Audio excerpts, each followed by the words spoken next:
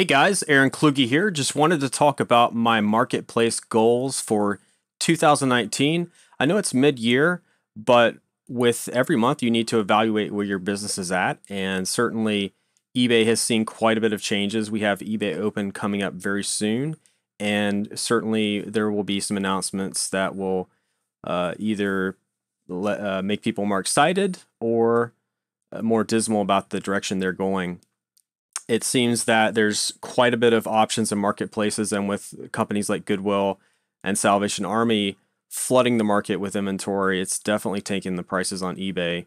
Amazon seems to be the best place these days to sell items for top dollar, and for me, sales velocity is the most important thing. So if I have an item listed on eBay, I really don't want to have to pay the promoted listing fees, the monthly listing fees, the store fees, fee. They call them fee bay for a reason. I've been with them for quite a while, most longer than most sellers. So I've been through most of the ups and downs. And having run a business before eBay, it just seems like my business in a lot of ways is out of control. It's like a freight train rolling down the road. And I understand a lot of businesses aren't like that, but with eBay, it just seems like we just don't have the structure and the control. And with the fees going up, it just really makes it harder and harder every month to make those payments for, the promoted listing fees and whatever else is added on.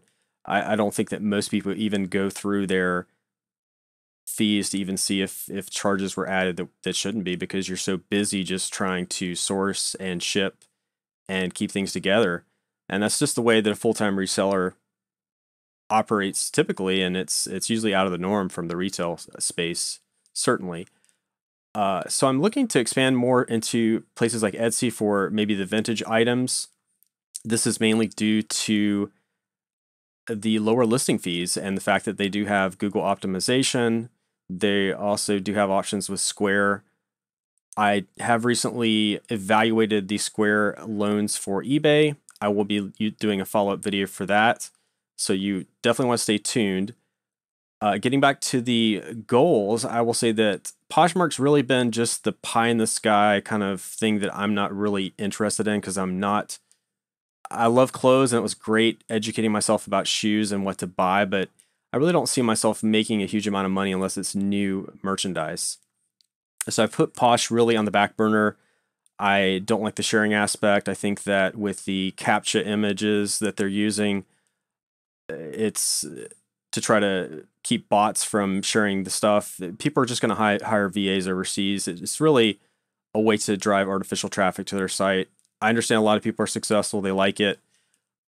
But as a guy, I really don't think that right now I'm set up for success with that venue. It may change in the future once I get some of these other outlets going a lot stronger. So I don't want to rat on them, completely. It's just not for me at this time. Reverb is something that I don't think that a lot of resellers talk about. It's almost kind of a secret in the reselling world, probably because there's a lot of people that are selling on there. Now, the sales velocity is slower, and the clientele for the hi-fi audio has navigated over there to some degree, but you're still going to have a lot of issues from people that probably were booted from eBay and are selling merchandise on there. So you really have to be careful. So far I've had one transaction. I plan to put more items up there. I do see a lot slower sales velocity, and they also use a form of promoted listings, which I will also be evaluating in the future. So stay tuned for those videos as well. And ultimately, I'd like to continue to focus stronger and harder on local sales, where I've really slipped up over the past couple of years. It's really difficult to manage just so many outlets where there's people that are just wasting your time. And I understand there are options to ship the items now. So if I can streamline that process, or maybe hire someone to do it for me or help me with that, it certainly would be an asset. But with local sales, you could do flea markets, which are usually several times a week. I've gone to 2 or 3 in a single week. It's not something I really want to do full-time as a business, but it is a good way to get rid of excess inventory and just try to keep from being overran from storing stuff in your house, and just, blow it out. Just don't hold on to it for there's really more. I have more stuff than I can really list in my lifetime, so it's important to really focus your time on the areas that really interest you. So if you're not into clothing, get rid of the clothing. Don't get into the habit of buying shoes or things that really don't excite you. And I think that's really going to be my motivation going forward. Listing on these sites is really focusing on those items that really I can put my time into and feel like it's rewarding, um, and profitable at the same time. So, but furthermore, the main issue, like going into 2019 mid year, is that content creation is becoming a way that people are making a majority of their money. You have resellers, which maybe I'll mention some in the future. I don't really mind talking openly about a lot of what I've seen on YouTube over the years. I've been a reseller longer than most, so I do have quite a bit of an opinions. And it seems that a lot of videos are put out really to generate money. So I could buy a bunch of Nikes or any types of products, and I'll probably generate more money off of video from ads that run than actually the reselling of the merchandise. So I think we have to call for a level of scrutiny and just transparency from other resellers. And the ones that are claiming to be resellers that are doing content as their main source of income, really, in my opinion, aren't true resellers. Now, I understand that, things become more lucrative as you put yourself out there.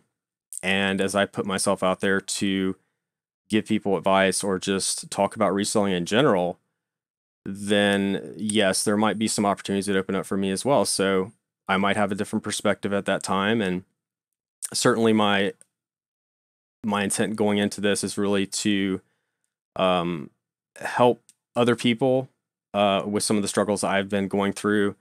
I'm certainly not perfect. I have my own financial issues that I have had to work out through the years. We have the issues that happen with family, just general life issues. And so I think that as I've, journaled and put a lot of stuff down for future, reference to kind of measure where I've come from, I believe I can help a lot of people to avoid a lot of the pitfalls. Even if I don't make any money through videos, that's completely fine. And I'm putting up a lot of content right now just to see just stuff that I'm interested in. And I do appreciate if you like, comment, and subscribe. I have been pretty well known in the reselling community, and so at times I probably have given people advice in forums, and I would like to bring that my knowledge of media and my ability to kind of organize these topics together to the benefit of everyone. So some factors going into 2019, at least quarter four, last part of the year, which is going to be really important with all the changes that are happening in these marketplaces. Sales velocity is going to be the most important thing. And with Amazon, I sold quite a bit of items just last week that would have sat on eBay for quite a while. And a lot of that has to do with the items are being drop shipped. And as long as, both parties are okay with that and they're fulfilling what they need to do, I don't see that as a huge issue. And the transaction fees are also a thing that's really hurt my business recently, whether it's, promoted listings or the monthly listing fees. It just really adds up over time. And even though sales may be increasing, you may be paying out money for, say a working capital loan and things like that. So it all adds up. And the bottom line is you really have to know your numbers. And a lot of resellers don't. So going forward, I would like to just look at these companies and ask, which is being the most transparent, which is going to be on the side of resellers. And as we are becoming content creators and people listen to us as far as things in this community, I think that they should at least look to our opinions and, in some ways reward us, just like Twitch rewards people that put out content on there regarding gaming and things like that. Like, we should have a bigger voice in this type of industry. And when it comes to companies like Goodwill and Salvation Army that are benefiting from nonprofits. Now, I don't know exactly everything about the companies, but I do know that they do affect the marketplace. And when they receive goods with their tax free, and then they flood the online marketplaces with those goods, it's driving down prices overall, and that's really not a good thing. So there should be at least some regulatory measures taken as far as how far these companies can go to affect the market and flooding it, with 1999 laptops out of Charlotte down to like San Francisco where they've got 999, or Seattle 999 PlayStation 2s. They just get an endless supply of these, and since they really, and there are cases where they go into smaller cities with trailers and they can, I've seen it in some smaller towns where they'll poach the donations from those local charities. But I've benefited a lot from Goodwill. I appreciate what they've done to help me.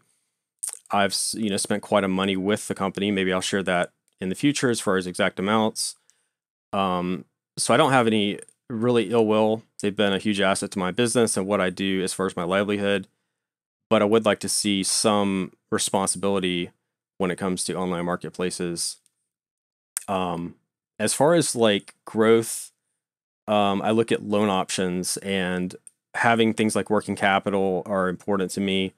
As I said, I recently evaluated Square, and I will be coming out with a review on that as far as what I think moving forward with eBay. So another big thing would be search engine optimization. I recently looked at the Etsy site and noticed that they have a way to integrate with Google with advertising, and I thought that was like a really cool aspect. So places like Reverb that don't have the monthly listing fees, or Amazon, I would much rather put a lot of my inventory on those sites that are specific, that I know that are going to sell at some point, and not have to pay the listing fees. So I think that's going to be a huge issue going into the end part of 2019, because a lot of times, the smaller sellers, they can end up with a huge bill at the end of the month and not really have sold anything. It's kind of like when you get a bank account and you have to pay that monthly fee, and you may not use the account, but to actually have the account, you end up with a negative balance because they've taken out money for a fee.